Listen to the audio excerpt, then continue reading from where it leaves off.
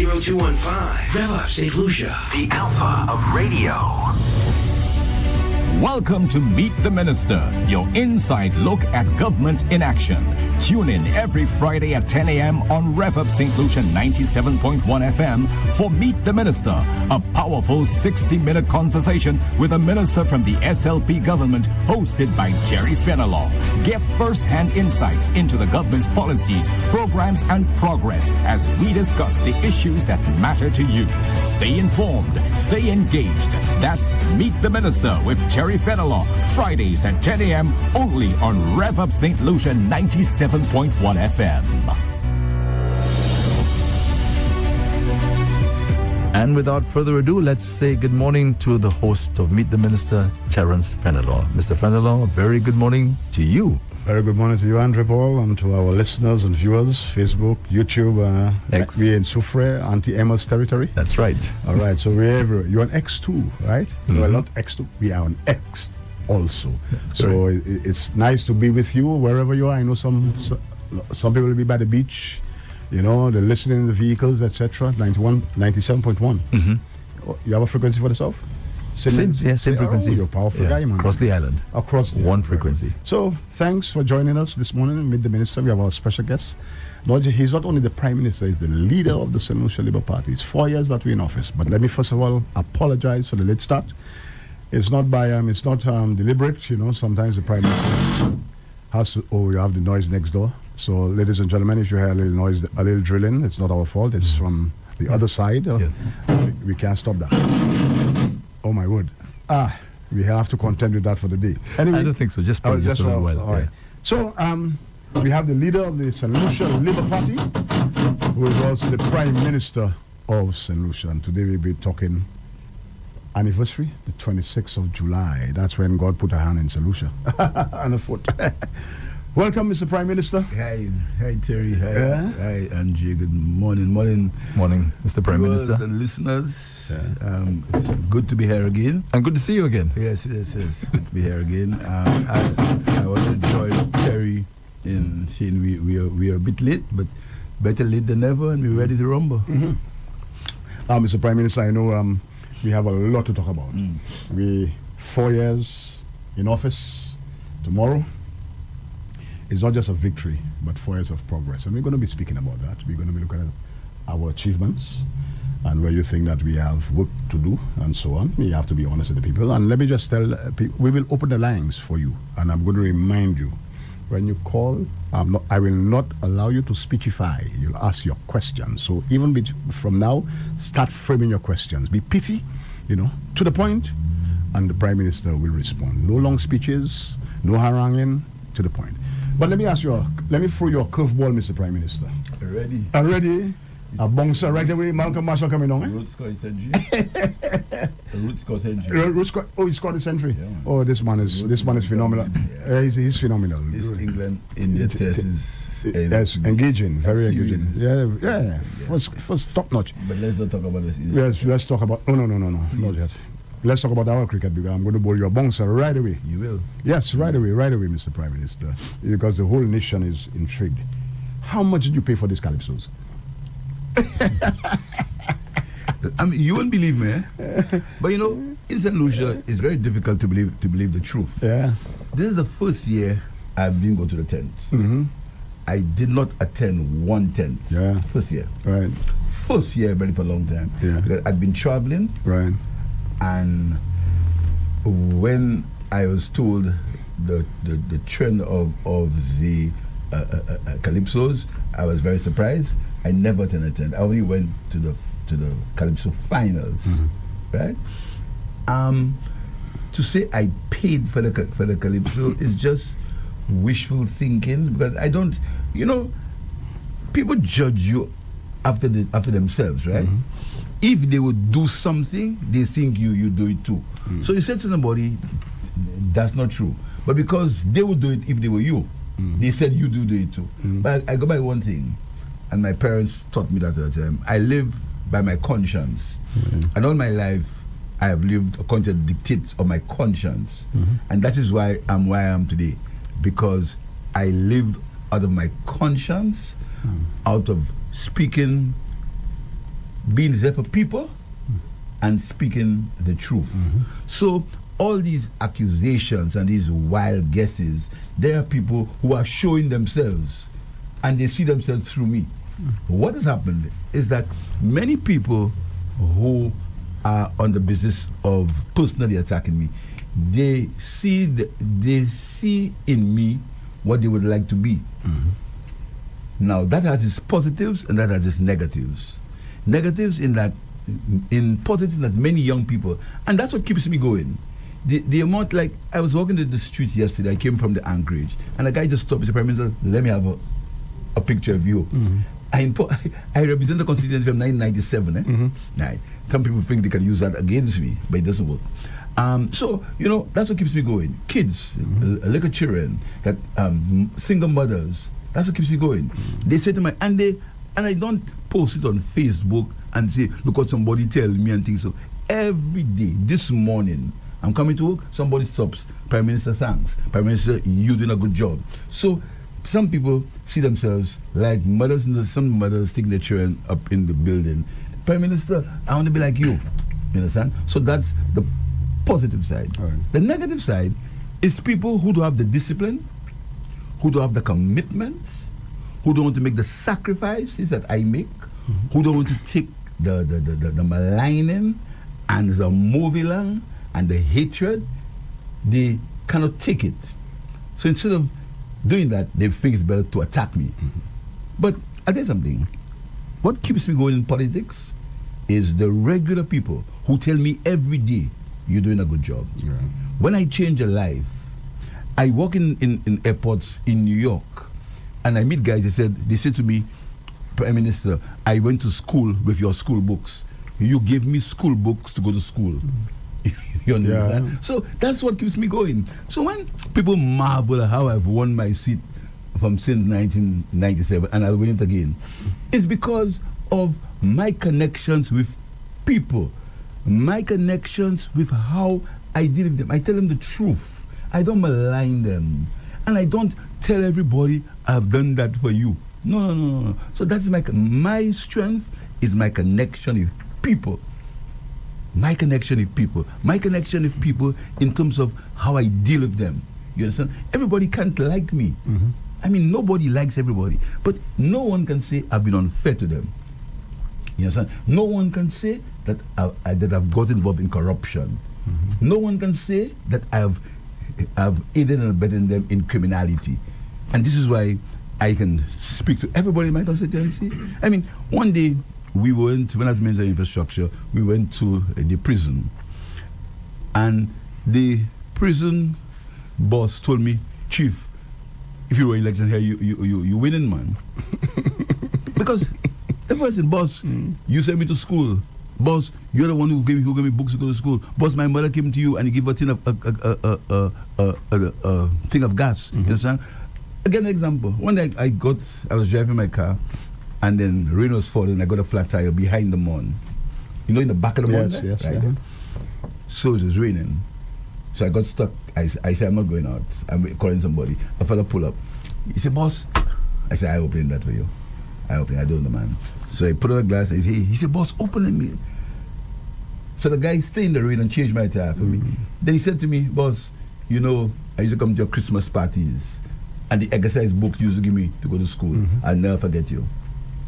Right. That's what keeps me going. Right. So when they marvel as to why I win my seat, and they try the best to come from wherever they come from, and then just believe they can go into in the constituency and bad talk me and what paid for you and things. So that doesn't work. So the Calypsonians who felt and who are feeling the goodness in the country. They sang. They sang. Not prompted by me. Yeah, you. I don't. And that is the truth. All right. And what's your favorite? Which one is your favorite? You must have one. Do you know I only heard these songs once? At the finals? At the finals, Yeah, we were good. I mean, T.C. Brown was good. And Educator was more jumpy. Actually, I was in the barber shop with T.C. Brown yesterday. I call him T.C. Red, because there's a placard in the old mask calling him T.C. Red. I say, boy, how much you got paid? And he started to laugh. I say, boy, this is all nonsense. And as people say, the Calypsonians will sing the mood of the country, what they feel at the time. You see, what the opposition wants to do, they want to make people believe that the country is not how it is. That's right. They want to establish a mood in the country that is not there. So they try their best to establish it. You understand? So what they do is that by their speaking notes, you cannot say to people that there are not 500 hotel rooms built in the country. You can't tell them it's not happening. You cannot tell them that sometimes on weekends you can't get a cement block. That's reality. So they try their best to create a scenario as if these things don't exist. You're living in an illusion. Which is the problem? 24,500 visitors for Carnival. That's not true. So you are doctoring the figures. Yeah, that's not true. Anything. We say there's 8% unemployment. That's not true. Yeah. You understand? Men walk out of the prison. I heard something this morning that was remarkable. I mean, this is so irresponsible. The director of the prisons had to call to debunk this lie. But that's the problem. People don't defend them because they're afraid of saying they are in politics. Yes. And you'll hear some more outrageous things. Like you accusing people on the platform, calling people names and stuff. I've never heard you done that. No. Like, I mean, the guy said, I saw the UDP put a post about the guy who was shot. Yes. My hit. Well, I was coming to that, My hitman. I mean, this is, this is so outrageous. Me, Terry Fenelon, I've never got involved in criminality. Never. I will never. I have never. And there is no one who can ever say I got involved in criminality. My constituency, I respect everybody, and everybody respects me. That's right. We have a genuine respect in our constituency. So I talk to everybody. You understand? But try to malign me, and it's sad thing is that they do it all the time, but it does not work. There's no traction. They tried. They've been trying it for years. I mean, nobody will believe that Philip JP is involved in criminality. The opposition. I think they're saying that you didn't speak out, and that's not true. At other times, but in this particular case, and again, you did. That is what they want to tell themselves, Andrew. And they're saying it's because of your connections. That is what they want to tell themselves. So, Mr. Prime Minister, would you clear the air on that one? Andrew, that's what they want to tell themselves. Go back and listen to the press briefings. Every time I'm asked a question, I answer the question. They used to criticize me for not giving responses, but for saying that my father was a policeman. That was their speaking notes. And I'll say it again, my father was a policeman. No, so every time I made the same point, every time in Soufre, the week before, I was saying to the young guys, what y'all doing?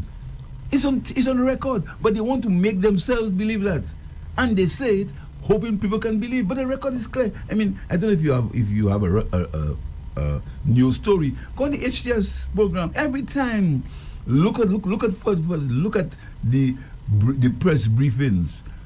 Every time I make the point. Let me tell you why Sunday it happened. Sunday I was at church. You see, I was at church on Sunday morning. Now I was right there. Somebody calls this to me. There is a murder in your constituency. I did not know who it was. I didn't know who it was. But I was at church. I said to the guys, let's go and see what happened there. Now, I went. I was told it was a guy. I looked and I left. But you may recall that there had been a shooting the week before. And I did make a statement. But they try to tell people I did not, because they want to believe their own lies. And that's why nobody takes them on. They want to believe their own lies. Anytime the press asks me a question, because the same UWP used to criticize me and say I have no answers for crime, I only see my father as a policeman. The same people, They also said that when they made suggestions as regards to solving the crime problem, that you threw it out. Tell them to bring the tape by itself. So but you were the one in opposition. You suggested the crime symposium, and I went to the crime symposium. Yes. So I mean, these guys. So you never threw this thing through what? The whatever letter that was sent you from the opposition. About what? That's what they're saying. That they sent you a letter and you said that you threw it away into the dustbin. Bring the tape. All right. Anything we can say, we can verify. Right. The United Workers Party can't bring one recording, but they can manufacture one for AI. But they can't be. This is not this person said in their own imagination. their own imagination. These things are not true. These things are not true. These are imaginary things. Yes. Okay. So now that we have gotten these things off, tomorrow, 26th of July, we are going to be celebrating not just 4 years of the victory. That's important, but 4 years of positive economic growth and numerous achievements. You want to highlight some of those things? Well, before we start, I really want to thank the people of St. Lucia. Because, the people of St. Lucia have been very good to the government, have been very good to me personally, have been very good to the government. They've bought into the government's policies, and then we are moving in the right direction. Yes. Now, these things are statistical facts, and these things can be seen by what's on the ground. Right?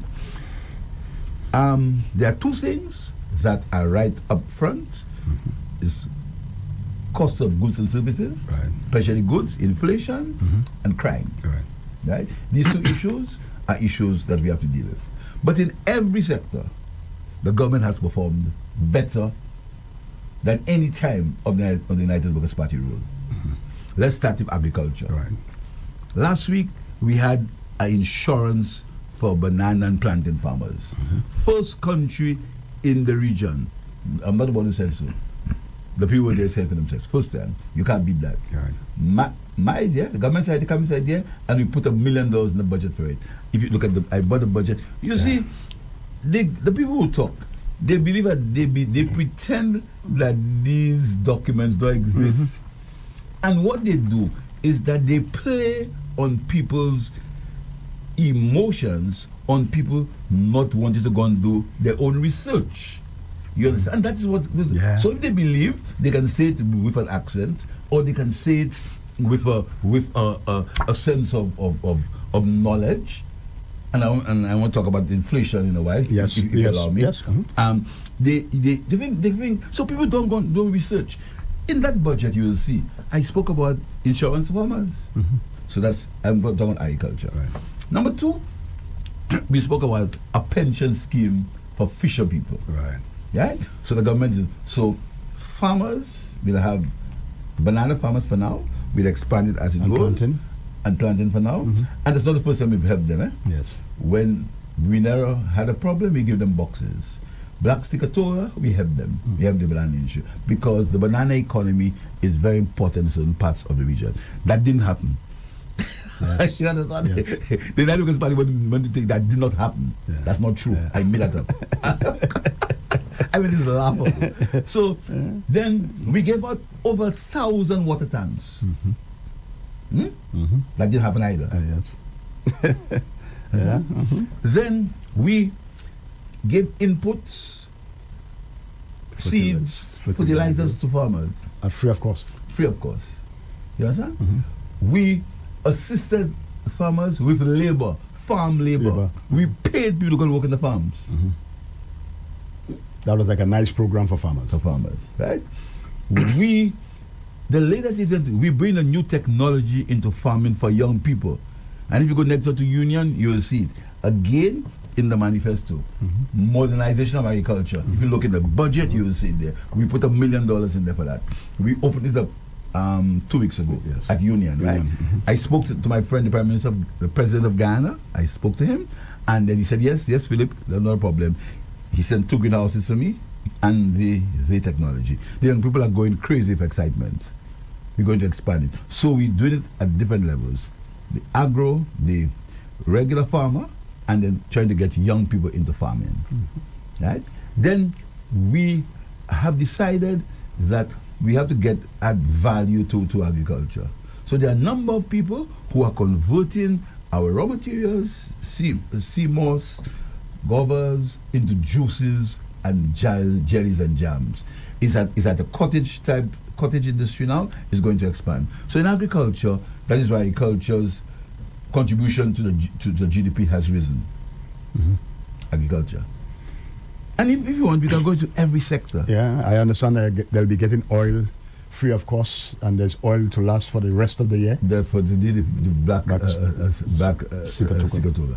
Education. Education. When I say to my colleagues that we are right now almost building 7 new schools. 7. You can say you're building new schools, 7 new schools. Although, I mean, the last government said they spent how many $1 million on school repairs? 10 million. Right. You can see it. Go to Enchipo, you will see the school being built. Brand new. Wing. Again, that was, and I don't say it's me. We went. I spoke to the guys at Afrinex, the same Africa, and if that really hurt me, is how the United Labour Party treated the president of Nigeria and how they tried to malign Africa and Africanism. It was sad, and any right-thinking person should condemn that kind of behavior. But anyhow, that is how they say it, they call it politics. So you go to Enchipo and you see the school being built. You go to Plainview, you see the school being built. You go to Grand Riviere, you see the school being built. You see it. You go to Bellevue and Viewport, you see the school being built. Right, education. We talk about the school plant, the physical plant. Some of the plant is in disrepair. I'm not telling you, we've never said we have a perfect government. We've never said everything has been perfect. But what we're saying is that you can see tangible benefits. Education, the TVET schools, right? 4 of them. Wanting to, everybody always speaks about technical there was a time when they attacked us when we said that every child should get a secondary school place. Remember how they attacked us? Yes. They attacked us. They said, "Oh, how can you put all children in the same prison?" You remember that? They form a committee to look at that, to review that, to see if they can reverse that. You remember that? Yes, yes. You know, because we have short memories, you know. And when these guys come and play as if they are spring chickens and they come straight from heaven, their history, there was a big story. But we said, wait. What we did now, we had the TVET education. So you have children now going to TVET schools. Needs growing, needs expansion. But what we're trying to do is the basic thing of sticking skills to employment.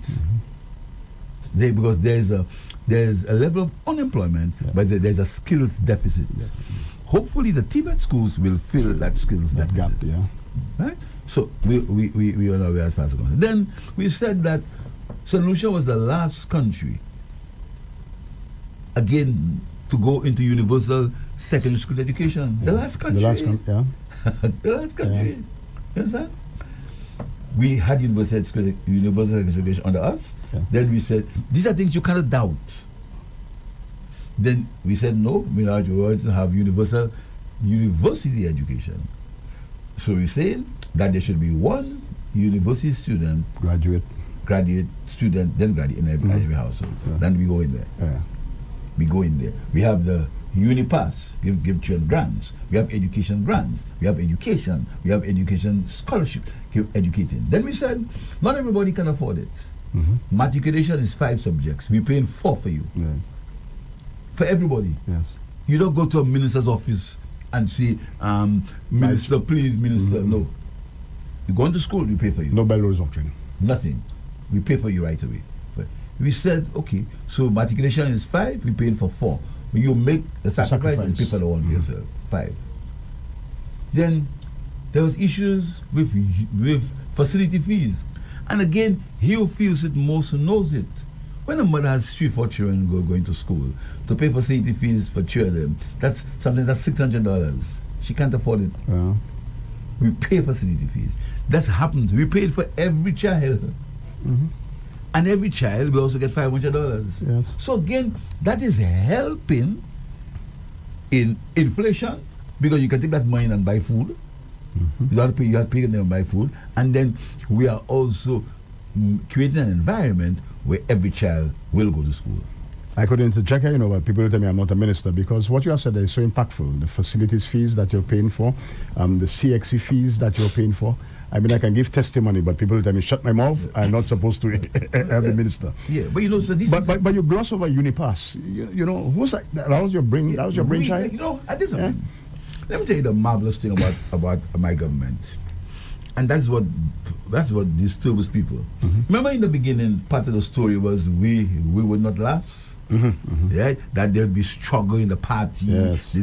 Remember they were saying Yeah. if you want election, people go out and ask to sign for somebody else. All sorts of wish. Andrew laughing because he knows that that was the story. You understand me? That won't last and this and that. First of all, they said they couldn't win with me. Right? Then after we won, and that's very good about it really.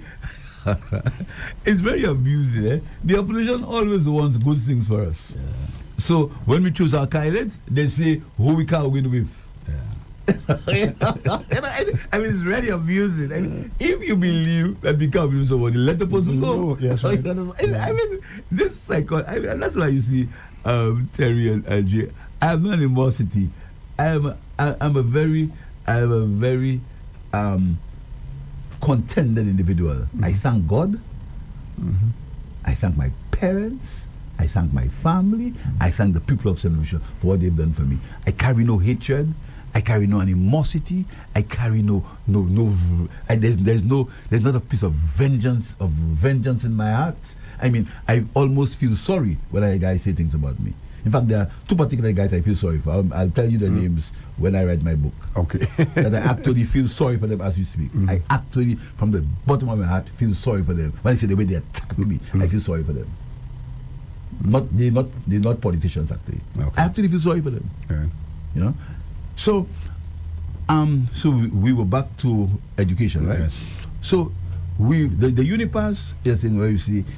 Now there's something else. We also at the St. Lucia Development Bank there's a facility for people who cannot afford to have any sort of guarantor or security to get a loan. Right. There's a facility at SLDB for them. That's happening. That students can access that. Can access, right? Access So funds. the Unipass is a thing where needy students, economically deprived students, they can get 10,000 to help them in their studies. Right. Then you also have educational grants. Every parliamentary rep, including the opposition, will get a letter from the SSDF, if not next week, if not today next week, giving them an allowance for education supplies in the constituency. Every parliamentary rep. Every. Underline the word every parliamentary All rep. 17, including the leader of the opposition. We get a letter from the SSDF saying to them, here's the money you have to spend for education. So we take education seriously. Now, we talk about social issues. We can talk about the economy. Yeah, let's go there because you were in Parliament, and you know the cost of living has been a source of concern for most people. And the last time in Parliament, well, not the last time, recently, you went there to remove or VAT exempt zero-rated items 70. Let's talk about that. I mean, what are you doing to assist with the cost of living? You want to talk about cost of living or you want to talk about inflation? Well, we'll come to the inflation too. No. Okay. It's whether you start with inflation. Let's do the that. cost of living is a function of inflation. Let's play a clip, and I want you to respond to that. You listen to a clip by an opposition hopeful, a candidate, and you will respond to that. Andre, could you run that? Respond to spiraling inflation. During Tuesday's UWP press briefing, the opposition's Castries South candidate Tommy Descartes was critical of the government's management of the economy, particularly in the high cost of living. Descartes slammed the government's repeated reference to imported inflation. It is not just imported inflation, but policy inaction. In fact, we remember vividly when asked about inflation, the Minister of Finance repeatedly scoffed at reporters, suggesting that they were acting as if the sky was falling. No policy response was offered then except excuses. There were no praises from Descartes, who painted a grim picture of what he deemed the worsening economic conditions for the average St. Lucian, placing the blame squarely at the government's feet. This government is out of touch and tone deaf. Secondly, it reveals a government that is clueless, careless, and incompetent. A government who, rather than deal with the bread and butter issues in St. Lucia, that the public confront on a day-to-day basis. But rather, this government prioritizes taxing you up front and offering you vouchers later on. The UWP candidate also criticized the government's much-touted move to zero-rate VAT on 70 food items. He says it fell short of what is needed at this time. I heard the government chastising and threatening retailers to ensure they pass on the reduction to consumers. What this means, what this government should do is sit with stakeholders and ascertain what the price will be of these 70 items with the reduced VAT on there. Then this government would then post these prices and have these prices all over the country so persons are not burdened. You are now asking the same consumers to be able to determine which prices are lower, who's passing it on. This is a lazy and clueless administration. Make it make sense, please, Mr. Minister. Descartes warns that no amount of policy spin can mask the growing frustration felt by the average St. Lucian. Okay, I think you have a lot to... Who is he? He used to be the chief economic advisor, I think, at one time, yeah. And when the prime minister said the country is broke, so I guess the advice he was given was not. So he wants to give you advice now, so maybe you can respond. I don't get involved in... I took a note of what you said, or what I said. Yes. Mm-hmm. Now, I'm not an economist. I don't pride myself. I went to school too long ago to say I'm anything now. I'm somebody who wants to see the St. Lucia do better. Mm-hmm. I studied some bit of economics at some point in my life. Mm-hmm. But this gentleman is an economist, right? That's what he says. All right. Now, let's look at... let's take it one by one. Yes. Right. He says there is nothing like imported inflation. Yes. Now, I mean, not because you are a hopeful politician, you must make the kind of statement, right? Let me explain what imported inflation means. Imported inflation means that when the goods reach your country, you have no control over the cost. Mm-hmm. Okay? Yeah. Let me tell you what causes imported inflation. Imported inflation is caused by several things. One, it's caused by the conditions in the importing country. Mm-hmm. Two, it's caused by the cost of freight, transportation to build in. Mm-hmm. Three, it is caused by the transactions cost in the other country. Right. So that means when a good comes into St. Lucia, it comes with what is called a CIF value, cost, insurance, and freight. Mm-hmm. Now, insurance rates have been going up tremendously. Insurance rates, and this is why you hear President Miyamoto says and them that he might even be able to insure buildings again because of insurance. So CIF. So let's do it very slowly, and let's forget about the emotion and let's talk about sense. Mm-hmm. CIF, cost, insurance, freight. Which one of them does St. Lucia control? None. None. So that is, so once the price goes up in that country, once the cost goes up, you got it right away. So you call that imported inflation because you have no control. Mm-hmm. That's one. So we've put to rest the notion that there is no imported inflation. Yes. Number two, policy inaction.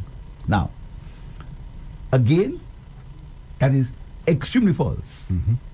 Because the policies we have taken are at several different levels. Okay? Lebanon, he speaks about taxation. He's forgotten that this government has increased the tax threshold. So before, if you get $18,000 a year, you pay taxes. Now if you have to get $24,000 a year, you pay no taxes. So that increases what they call disposable income. Mm-hmm. Good. He's forgotten that for the first time, we've given pensioners an increase in salary And only yesterday, the NIC also increased the pensions of pensioners 3.9%. second time Yes. in 2 years, right? To deal with inflation. Now, it's not enough, according to where you are in the system. Inaction in that the government, I don't know, I'm not aware what government is, I don't know. The government that he was part of kept pensioners getting $200 a month pension per month. This government increased the minimum pensions to $500 and $700 for civil servants. So I don't know what is called policy in action. Correct. This government does, and becoming lower. Yeah. He talks about clueless and incompetent. This government is a government that had a minimum wage, a minimum livable wage, not a wage that was designed by the cabinet, but a wage that was designed by a committee comprising of the private sector, the unions, and the public sector. The government was not there. The government was not there. Right. You wouldn't believe it, eh? Yeah. The government was not there. That was so. Then the policy in action was to have a minimum wage, a minimum livable wage, which was done by statistical analysis. Good. Now, if he is speaking about inflation, low import inflation, the story is there's something called hyperinflation. So how would he define hyperinflation or runaway inflation? How would he define that? And saying all that, the background is we have a steady currency. We have a fixed exchange rate. Yeah. Good. So let's go to scoffed. What is the meaning of scoffed at inflation? But a while ago you said that I only say it's imported inflation. Now you say scoffed at inflation. Which one you want to talk about? Which one is right? Okay, so we're going to say no policy responses. Listen to the other policy responses. Yes. And I know the gentleman knows better, but that just happens when you want to sing to the gallery. That's Because right. I'm sure, if this gentleman had to answer an exam, he would never say any of these things. But that is what you do when you want to misrepresent facts. That's what you do. Yeah. So let's go to policy response. First policy response. I spoke about the trying to get wages to get higher wages. 13% pay increase for public servants, the highest for a long time, almost in history. Because King gave 40% and the other party gave 21% when we in 1979, right? So that's a response. Give people more disposable income. So you give them a 40% pay increase and you increase the threshold for the taxation.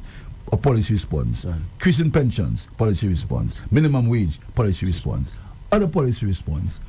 All the goods on the bread basket, all duties, all service charges was removed. Policy response. That's what you can do in here. Yes. That's what we did. Right? Then he speaks about out of touch and stone deaf. If you listen to any commentary in the world, number one is inflation, costs of goods and services. The United Workers' Party wants to pretend that inflation only exists in St. Lucia. Cost of, only St. Lucia. Yeah. The whole world is okay and St. Lucia is okay. So when he speaks about stone deaf, I've just said these are just empty words. Clueless and incompetent. He has not given one policy response. He has never said what he will do. Just words. Clueless and incompetent. Words. And anybody can say that. Clueless and incompetent. Anybody says so. But what would you do to show you have a clue and you're competent? What would you do? So we take this one by one. Then he spoke about bread and butter issues. What is more bread and butter issues than people's salaries? What is more bread and butter than making sure children go to school? What is more bread and butter issues than giving people a minimum wage? Yeah. What is more bread and butter issues than giving pensioners a one-time payment in November? What is more bread and butter issues than paying CXC for poor people's children? What is more bread and butter issues than paying facility fees for people's children? What is more bread and butter? What about giving each child a laptop? What is more bread and butter than that? What is more bread and butter than that? What is more bread and butter than trying to see if you can remove all the taxes on the goods on the food basket? What's more bread and butter than that? So we go further. He said we tax up front. That's a gentleman that's obviously out of touch. There is no health and security tax on food. So what are you taxing up front? But he knows very well that St. Lucia's percentage of tax revenue, GDP that comes from tax revenue, is lower than many countries, if not the lowest. I'll say it again. And Andre must listen, because I know Andre sometimes has his own discussions and thinks he even believes some of the things that he has. He's lost on a Thursday. Yeah. St. Lucia's percentage of St. Lucia's revenue that comes from taxation, their percentage is lower than most countries. It's lower. Right? So I don't know what he means by taxing up front. I don't know what he means. He can explain to us what he means by taxing up front. But I know there is no health and security levy on food. Then he says the zero rated items will not help. Obviously doesn't understand how it works. And he goes further and says we are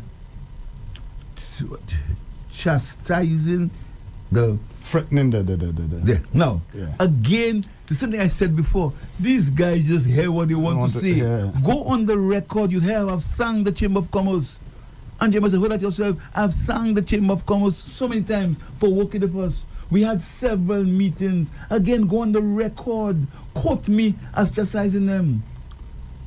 Go and say, Prime Minister, that's what you said to chastise the Chamber of Commerce. I've been on record thanking the Chamber of Commerce for working with us. Saying that because these things were done jointly with the Chamber of Commerce, and the record is saying it. Then he says we are lazy and we should post prices for everybody. Well, that was the most nonsensical thing that I ever heard. I mean, again, simple. When you go to a supermarket, the goods have this and VAT. Yes. Okay? What the public must know is what goods that there's no VAT on. Because how you can publish the price when the prices change all the time?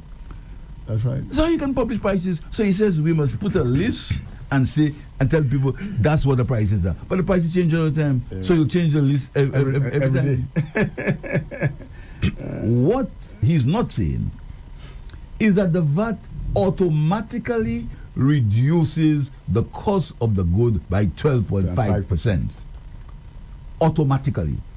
Once, because after they put all the costs, VAT is the last cost, the last cost of the good. Reduces it automatically 12.5%. But that's what worked very well in the building industry, in the building materials, went down by 12.5%. Yes. Oh yeah, actually I saw an advertisement from one of the hardware saying there is no VAT. No VAT on building materials. The 12, now that is adding to the fact that we've gone to CARICOM for derogation to remove the import duties. Okay. So automatically, and that is why they are caught flat-footed, because automatically there's a 12.5% charge that is not there. So what the public must know is which of the goods that ought not to have VAT. Well, I can tell you, fruits and vegetables, no VAT. Right. Automatically. So if when you went, and that is happened from the 1st of October. So if you went to the supermarket today, you've seen VAT on this item. When you go next week, you're supposed to see no VAT. Yes. And that's what the public, not the price. How can you publish the price of every day? I mean, this is a guy who's been intellectually dishonest. So you see. Yeah. So, Mr. Prime Minister, yes. How do you monitor the retailers then to ensure that these prices are exactly what they're supposed to be minus the VAT? How do you monitor the retailers? You could never do that. That's never happened. It'll never happen. What you know is that because the only monitor that is have price control on every item. And furthermore, before I go ahead, if I answer you, and we also subsidize rice, flour, and sugar, which his own leader criticized. That's right. Yes. So that's even more help for that. That's even more policy interventions. But I things think we have under control.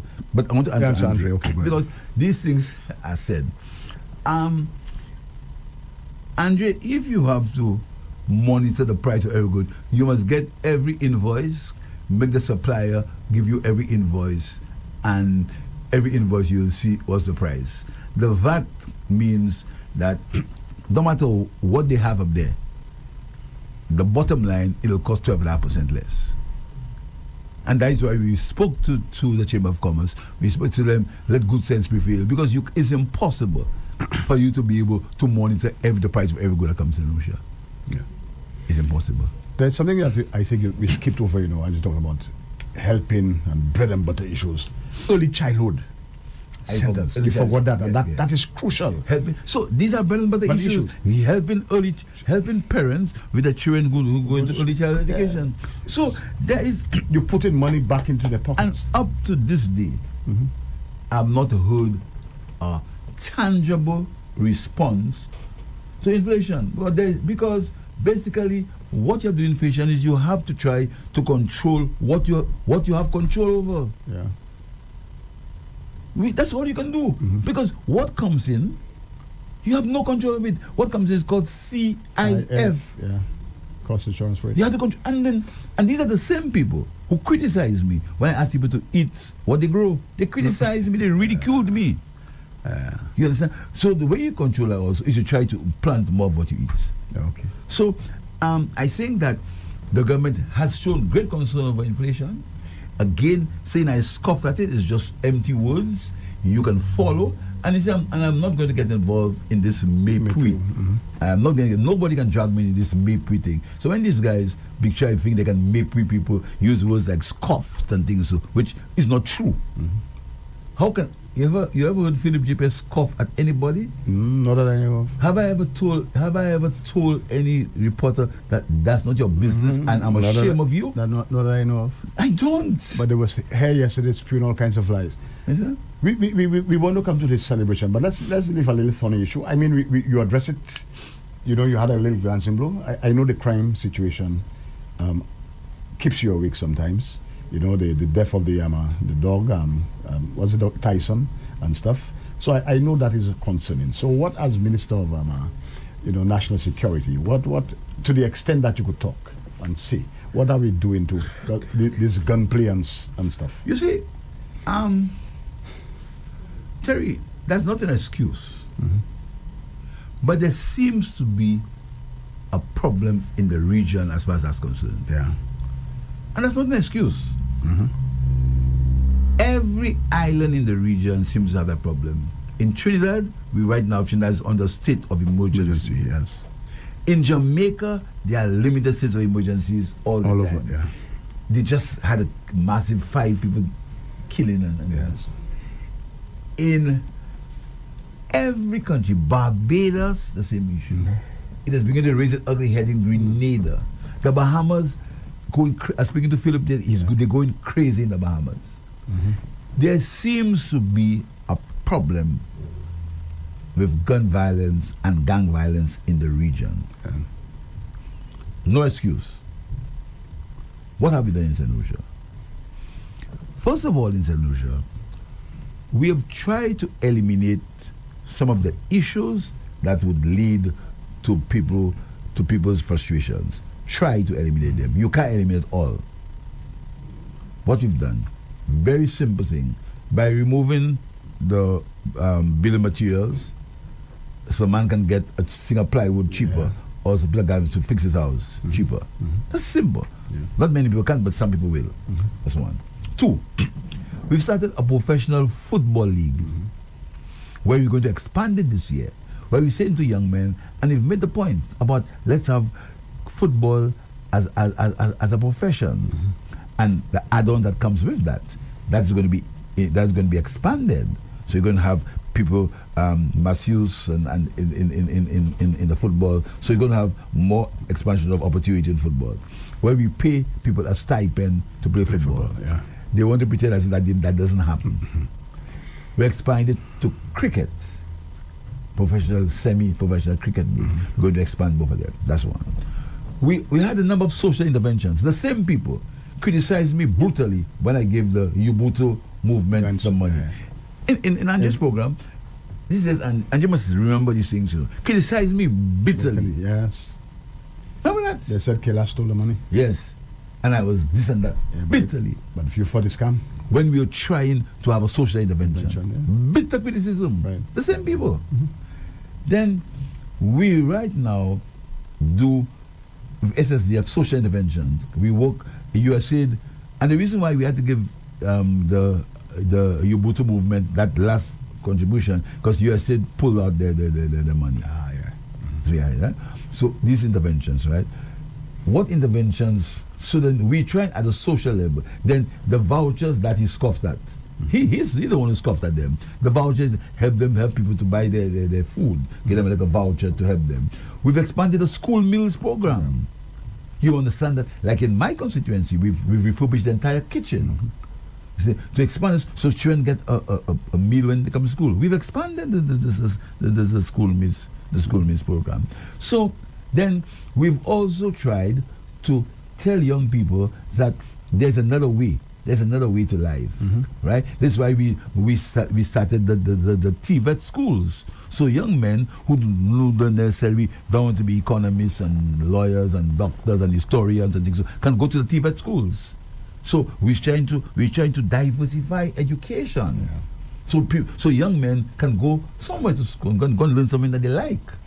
So they can play football, or they can go. Now, not for everybody. So these are small steps that we've taken to try to see if we can create some more social equality and if we can have better social programs. I spoke about the minimum wage, a significant achievement. Revolutionary. Yes. Now, so we're doing this way. Then, so we're speaking about community involvement. Then let's speak about enforcement.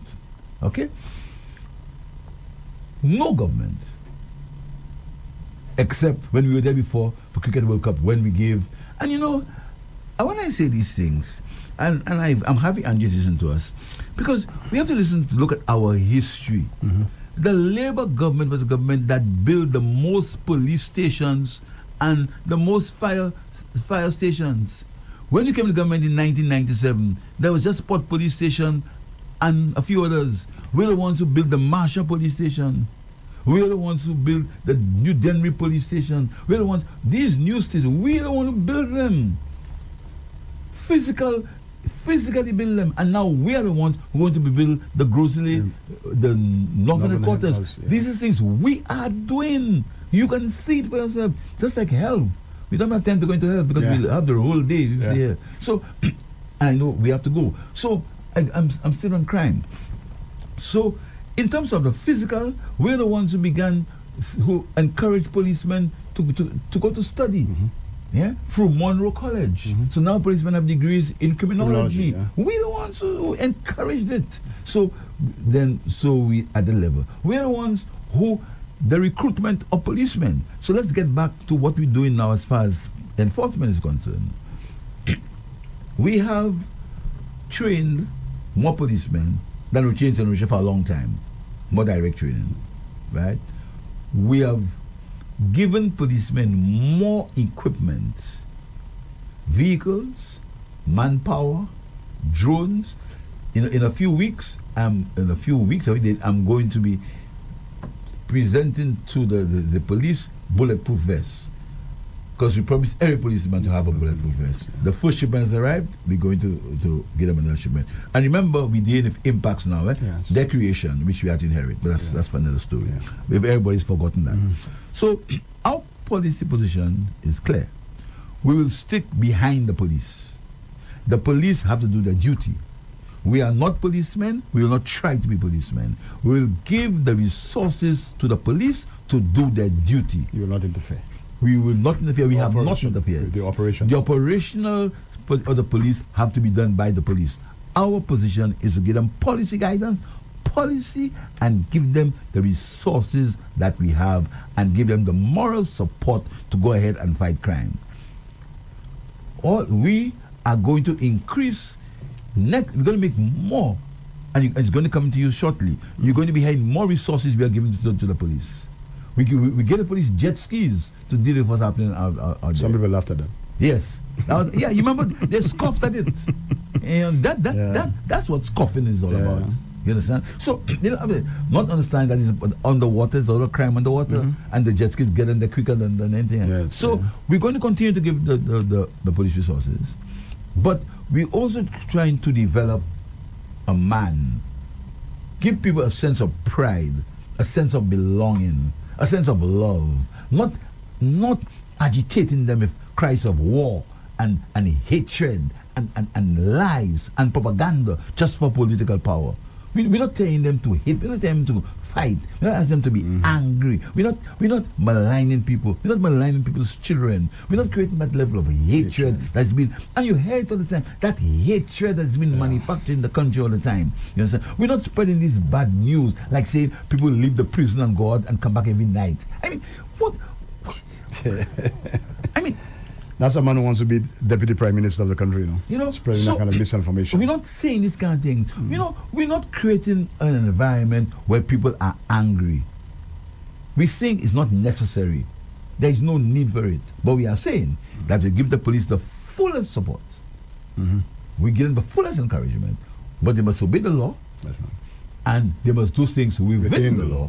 And we give them the resources to go out there and do what they have. Okay, let's pause. I think we'll take a few calls. I know it's celebration. What is happening tomorrow? I know we are supposed to have a big celebration on Sunday. That has been postponed. Well, we have to postpone because of the carnivals happening. The carnivals, right? So every constituency has their own celebration, but we have a massive celebration in August. Yes. I think it's the second Sunday in August. Second Sunday. But there's more things to celebrate in August. The 10-year passport. Is coming on stream in August. Well, that's going to be comforting to a lot of the listeners. Yes, the 10-year passport.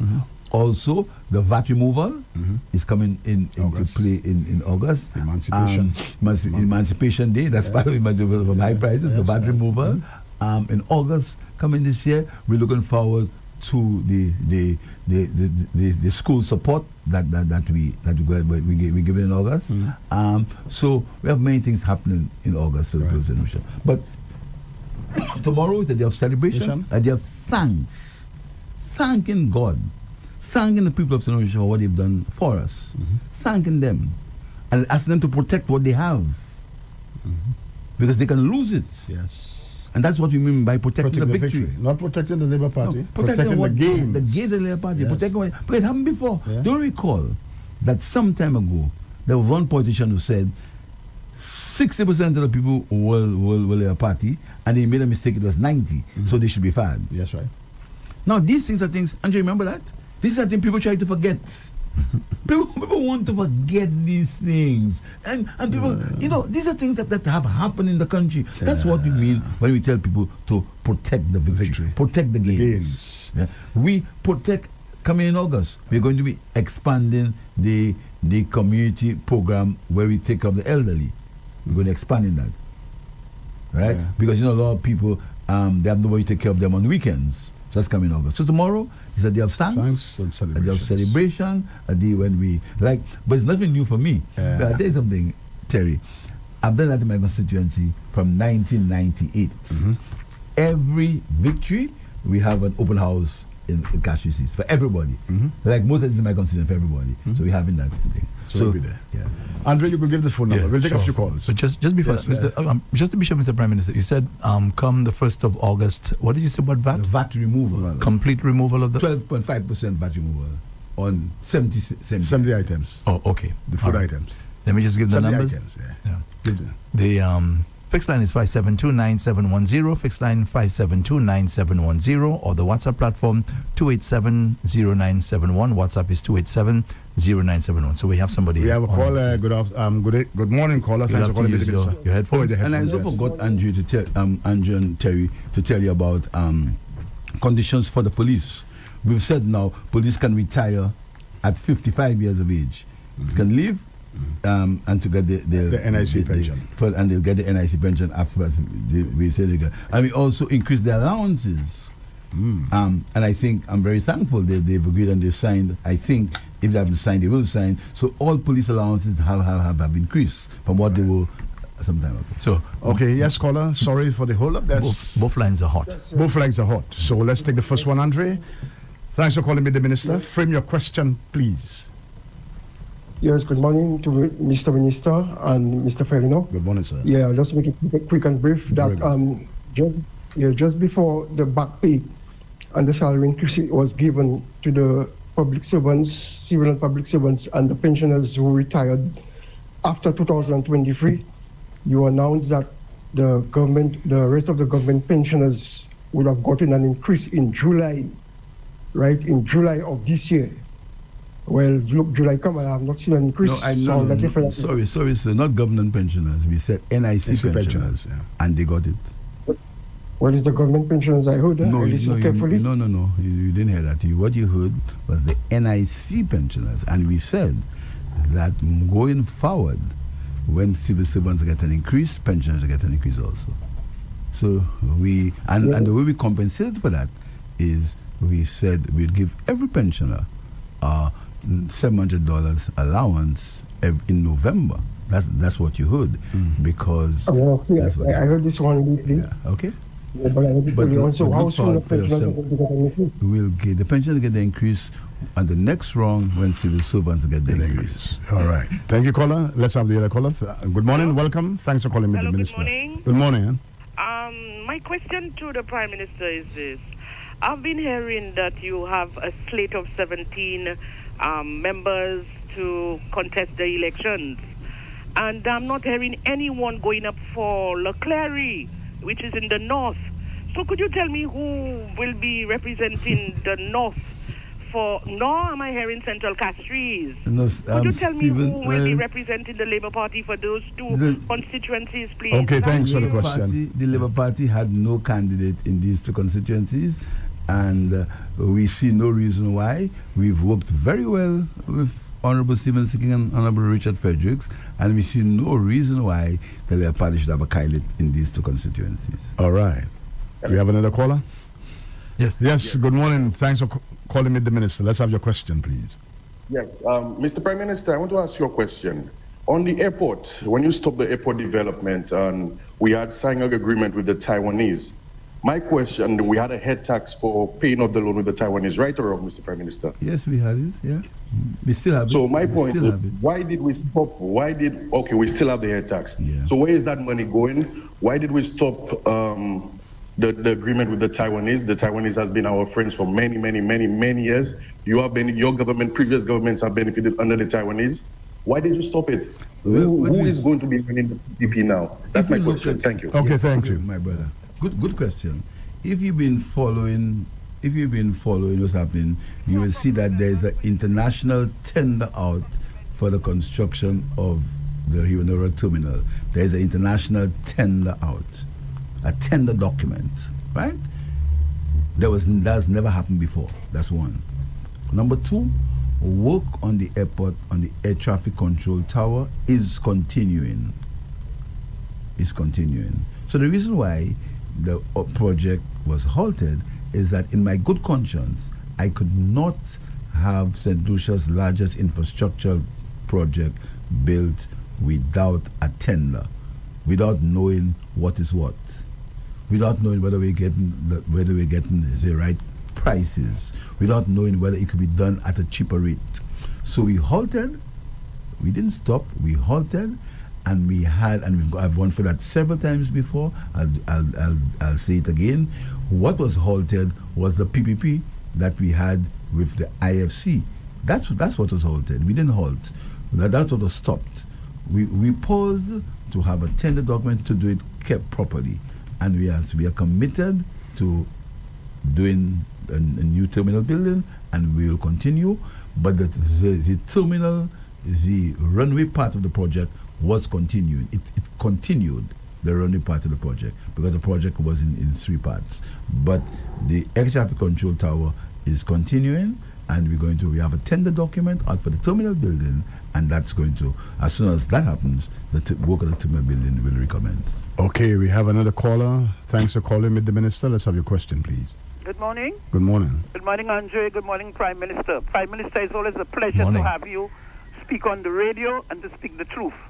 Whatever that you said there this morning regarding your home, your mother, and your father, I can attest to that because I was there and I know that. You always speak the truth, and always your word is you can take it to the bank. Prime Minister, on the 24th of November 2017, you called for a crime symposium with all stakeholders. The Prime Minister, Alan Chasney, was not there. Where is that document, that crime symposium document? Where is this? The crime symposium document was headed, it was actually the Minister of National Security at the time. Herman Ginn Francis. Yes, he was the one who headed, and I was there. Yes. I attended the document. But that document, I mean, that happened in 2017, right? That's correct, so, 24th of November. Right, so there was 3 years, and again, there was 3 years, 4 years between that time and 21 to implement it. It wasn't in my purview to implement anything of that nature. I was not in government. But we always said that we would support the government in the fight against crime. You remember that? That's correct. You never discriminated. We never and you never criticized the government at the time. On crime, we never did that. And again, the records are clear. But that document was never implemented by the last government to the best of my ability, to my knowledge. It was not done. But what we did in the 21, because remember, we came to government in 2026, right? We came to government in 21, right? 26th of November of July.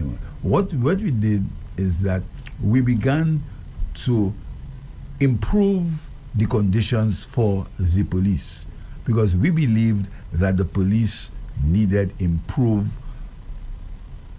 places to work, needed more equipment, needed more vehicles. We started to do that. But there were other social interventions, some of which I mentioned before. But we think that it may be necessary, again, to bring everybody together so as to have a discussion on the crime situation, to see if we can come with some responses that are holistic, because we are all in for holistic approach. That is why I have not got myself into the temptation of responding to these wild allegations and these wild attacks. I've not got myself into that. But probably most likely we're going to have to bring everybody together again, so we can see if we can bring all the heads together to work on some sort of consensus as far as crime is concerned. All right. Mr. Prime Minister, one thing I want to just warn Andre Paul, be careful on a Thursday when they come on the radio station to tell you things. Let them bring the evidence. It's not a laughing matter. It's serious. You just had your radio station. You don't want anybody to see you. Thank you very much. I'm laughing seriously. Okay, let's have another call. Good morning, caller. You're on the line. Thanks for calling me, the minister. Let's have your question. Hello. Good morning. The line dropped. I'm sorry about that. Oh, yes. Thanks for accepting my call. Yeah. Thanks for accepting my call. Always. Mr. Prime Minister, between your administration and the NIC, will NIC pensioners get in a 500 one-off payment this year? No, you see, I know, and that's a problem with NIC, but I'm laughing because the NIC pensioners. I don't want to hold on. He's answering you. He's answering you. Let me finish, because I don't want to hold on. Because, if this happens, this will be 1 in a million. Because I believe your administration, is the only administration who have given civil servant a one-off payment.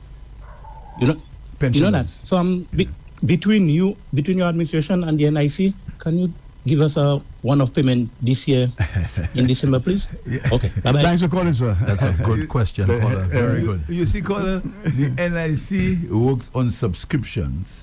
It works on contributions. Sorry, that's the right word. Yeah. So there is what is called an actuarial, the actuary. The actuary is the one who determines these things. Mm-hmm. The actuary is the one who determines increasing pensions, increasing in subscriptions, and increasing benefits. Yeah. It's not done by me. It's done by an actuary. It's a science, but we can make that suggestion and see what happens.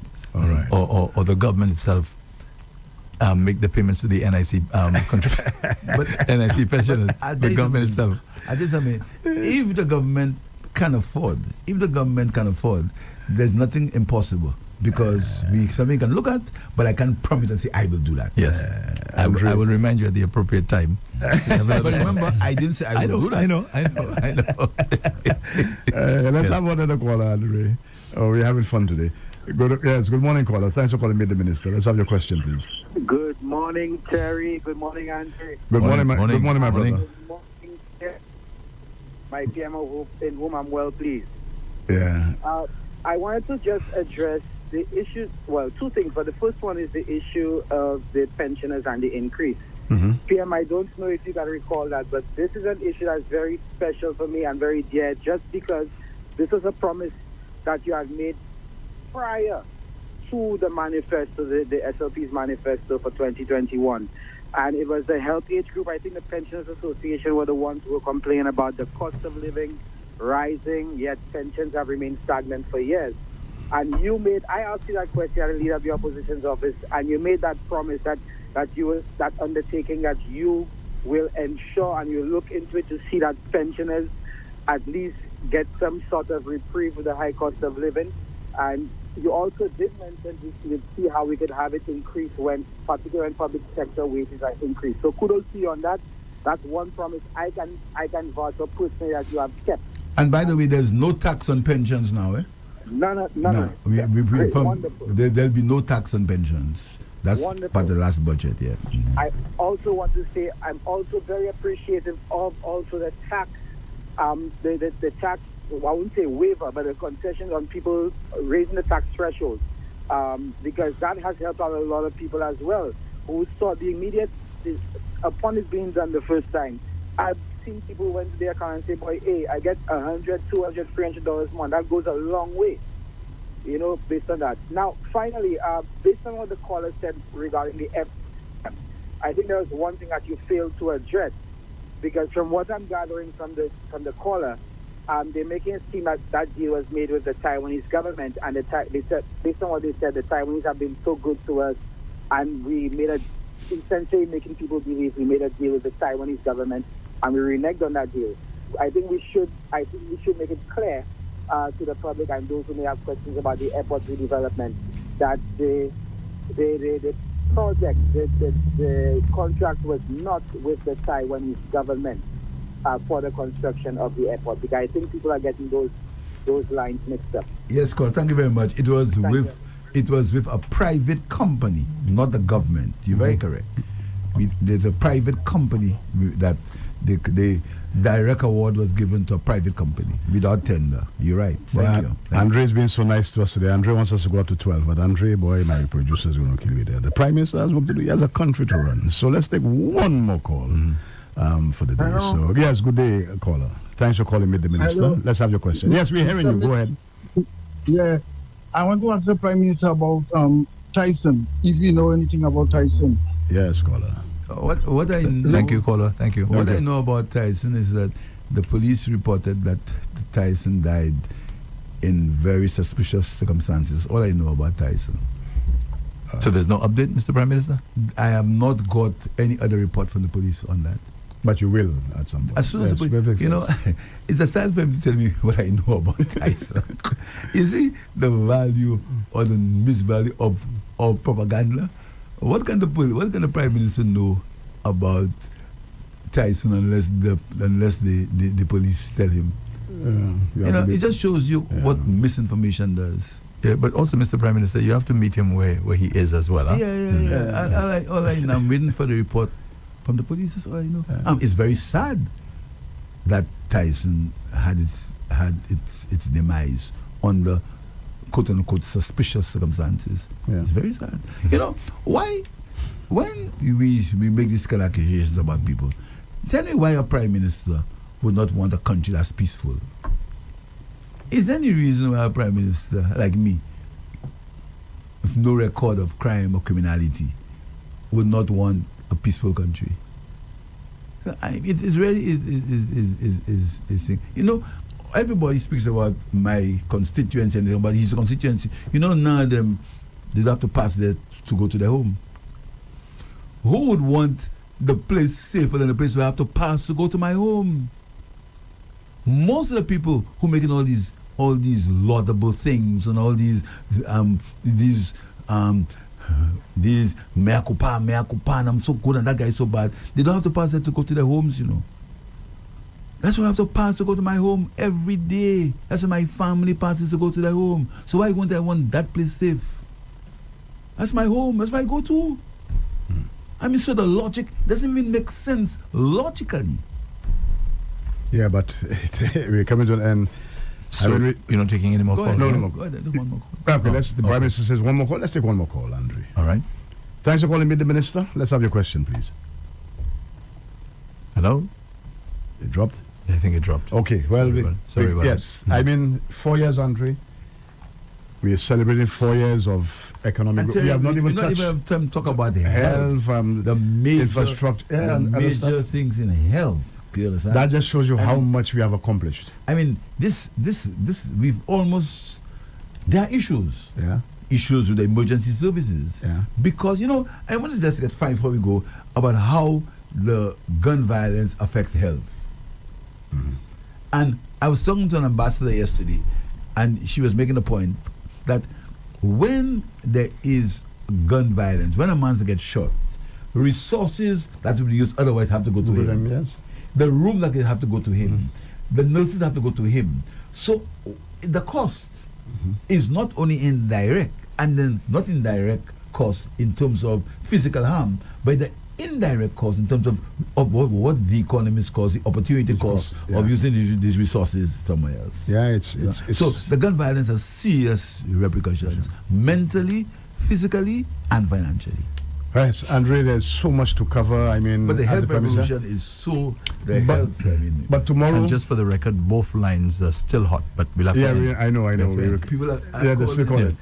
We celebrate tomorrow. Now, the celebration is not just for SLP supporters, because let me tell you, the pensioners, the flubbers, you have benefited. And that's every policy. Bread and butter issues. The period poverty. Remember how we were castigated for that? No.